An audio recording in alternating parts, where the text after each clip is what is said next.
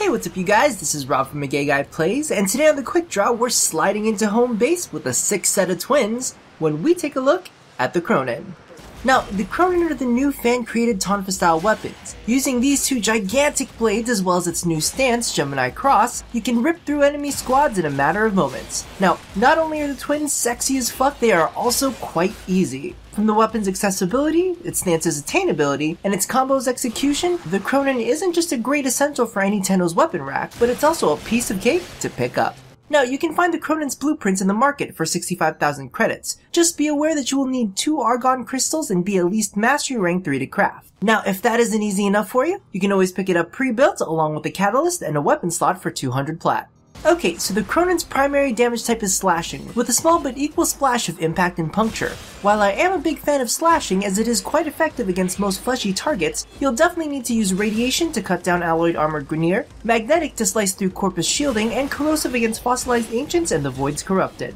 As you all probably know by now, the Kronen is the highest damage dual-wielding weapon currently in-game. But it's also the highest damage melee weapon available as a blueprint in the market. With a base damage of 65 points, it actually lands in the top 10 for melee damage. And if you're a fan of spin attacks, it pulls ahead of the pack, dealing a whopping 390 points during a slide. To top it off, it's got a quick attack speed and tons of wide arcing slashes available in its combo's movesets. And for those of you who care, and I may be starting to care just a little, it's got a very respectable status chance, and since the Kronen only has a 5% chance to crit, we might as well take what we can get.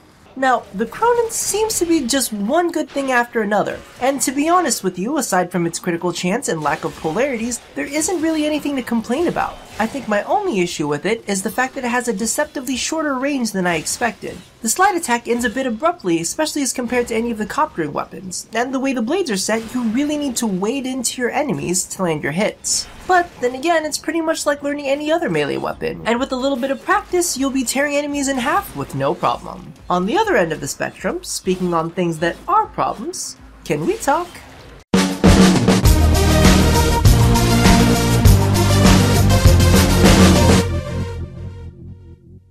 Okay, so the whole process got me thinking. Fuck all the assholes that like playing hard to get. So this applies to anyone, straight to gay and all things in between. If you have someone who's playing hard to get, don't play, because the fact is, my Fang Prime was 10 times harder to get than my Kronen, and guess which one I'm probably going to be using more. In fact, a good number of my Primes were irritating to get, but frankly, I use my Amprex more than I do a majority of them, because what it all boils down to is that being hard to get doesn't improve something or someone's quality. In fact, especially with people, since they can consciously make the decision to play hard to get, they're probably assholes. Crimson Dervish may drop as often as rain in the motherfucking Kalahari Desert, but that's RNGesus' fault. These people are actively acting like bitches, and I'm not saying go for the easiest hooker on the block, because you may end up dating an MK1 strun. But the fact is, in general, good quality people won't string you along, because you know, good quality people want to bang too. So just another one of Rob's life lessons. Now let's get back to the quick draw.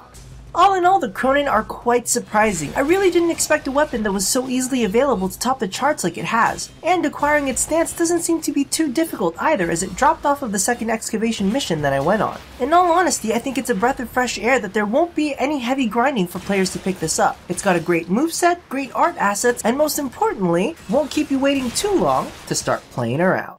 So thank you all for watching another episode of The Quick Draw. If you haven't caught them already, be sure to check out my reviews on the Galaxion and the Nucor. Don't forget to do the thing that I asked you to do at the end of every one of these. And as always, stay tuned for more good quality bangs here at A Gay Guy Plays.